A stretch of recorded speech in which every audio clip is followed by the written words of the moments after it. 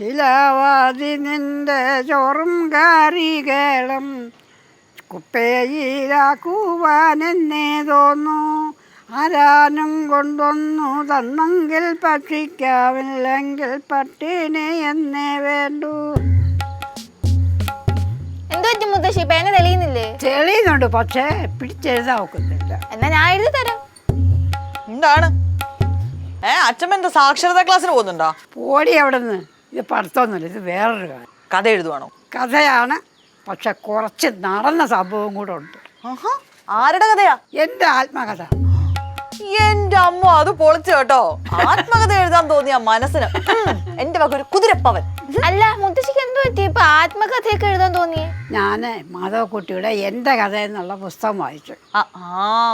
അത് വായിച്ചപ്പോൾ മുതൽ എനിക്കൊരാഗ്രഹം, എൻ്റെ ആത്മകഥ എഴുതിയാലോന്നൊരു സംഭവം കൊള്ളാല്ലേ. കണ്ടുപിടിക്കടി.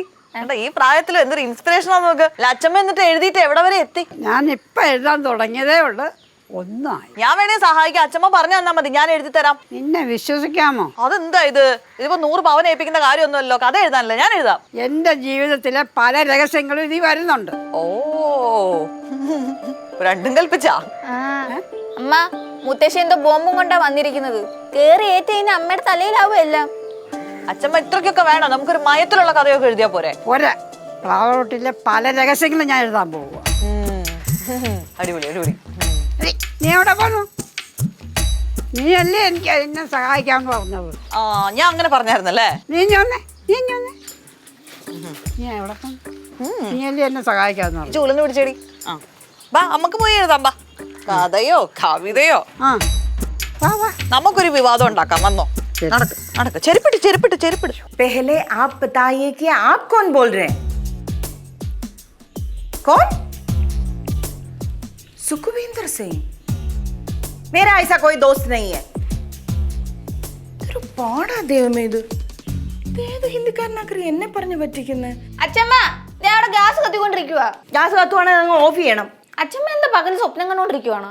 ആടി, ഞാൻ സ്വപ്നമല്ലേ 3 നേരം എന്റെ മക്കൾക്ക് പുഴുങ്ങി തരുന്നത് കഴിക്കാൻ. ചൂടാവുന്നെന്തിനാ? പറഞ്ഞെന്നല്ലേ ഉള്ളൂ. ഞാൻ ചിലപ്പോ ചൂടായെന്നിരിക്കും. അല്ല, ആശയല്ലേ അങ്ങോട്ട് ചൂലും കൊണ്ട് പോയത്. നീ ഇത് വെച്ചെന്ത് കാണിക്കാൻ പോന്നു? ആരെങ്കിലൊക്കെ തൂത്താ പോരെ. അയ്യോ, നീ പണിയെടുക്കുന്നോ? അത്രയ്ക്ക് അത്ഭുതപ്പെടേണ്ട കാര്യമൊന്നുമില്ല. അച്ഛമ്മ, കുറച്ച് ചായ തരൂ. ചായ വേണമെങ്കിൽ എടുത്ത് കഴിക്കും. ഞാൻ ക്ഷീണിച്ച് തൂത്തിരിക്കുവല്ലേ, എനിക്ക് കുറച്ച് ചായ താ. വേണമെങ്കിൽ എടുത്ത് കുടിക്കു വെച്ചാ, ചുമ്മാ തല പറിക്കാതെ. हेलो, कौन? हेलो, आप सुन रहे हैं ना? आपको किससे मेरा नंबर मिला? कौन? स्वप्ना पर्यक से मिला. देखो सुखविंदर जी, मेरा बात सुनिए. अब मेरा एक परिवार है, हम लोग एक साथ खुशी खुशी जी रहे हैं. अब क्यों मुझे मुसीबत में डालना चाहते हैं? ये सब आप मत कीजिए. मैं हाथ जोड़ के विनती करती हूँ, कॉल करना बंद कीजिए आप. മാരണങ്ങൾ വന്ന് കേറുന്നുണ്ട്. ഞാൻ ഇനി ഇത് ആരോട് പറയും ശല്യക്കാരന്റെ കാര്യം?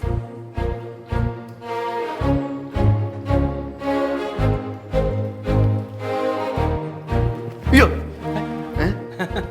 എന്ത് പേടിക്കുന്നെന്ത്? എന്ത് പേടിക്കുന്നു? എന്ത് പേടിക്കുന്നെന്ത്? മൈനടാ. മൈന. മൈനയാ? ഓ, പിന്നെ വീട്ടിനകത്തല്ലേ മൈന? ഞാൻ നോക്കായിരുന്നു. എന്തോ ഉടായിപ്പുണ്ടല്ലോ, കാര്യം പറ. എടാ, ഒരു മൈന ഇതുവഴി പറഞ്ഞു എന്നെ നോക്കായിരുന്നു. അതാ പറഞ്ഞ വീട്ടിനകത്താ. വീട്ടിനകത്തുള്ള ഏത് മൈന? എടാ, ഇതൊരു പ്രത്യേക മൈനയാണ്. ചുമ്മാ കളിക്കാത്ത കാര്യം പറ. എന്താ ഞാൻ എന്നെ നോക്കായിരുന്നു. എന്താ ഇവിടെ നിൽക്കുന്നതിന്റെ കാര്യം പറ. എടാ, അതിനെ നോക്ക. ഞാൻ എന്റെ വീട്ടിലെടുത്ത് നിന്ന് മൈനെ നോക്കുന്നത്. ഒരു മൈന ഇതുവഴി പറന്നു പോയി, അതിനെ നോക്കായിരുന്നു. എന്താടാ മൈന നോക്കിയതാ? മൈന മാറാങ്ങോട്ട്. അയ്യോ,